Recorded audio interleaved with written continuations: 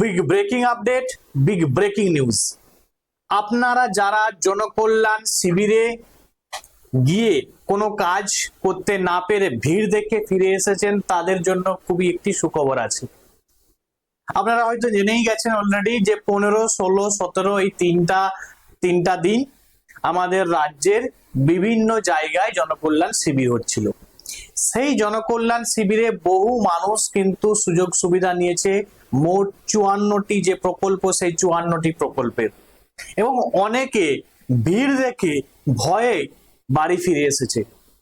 তো রাজ্য সরকার এই পরিস্থিতি দেখে আরো একদিন বৃদ্ধি করলো। ইয়েস, আপনারা ঠিকই শুনছেন যে জনকল্যাণ শিবির, সেই জনকল্যাণ শিবিরকে কিন্তু এই অতিরিক্ত ভিড়ের কারণে আরো একদিন বৃদ্ধি করা হলো।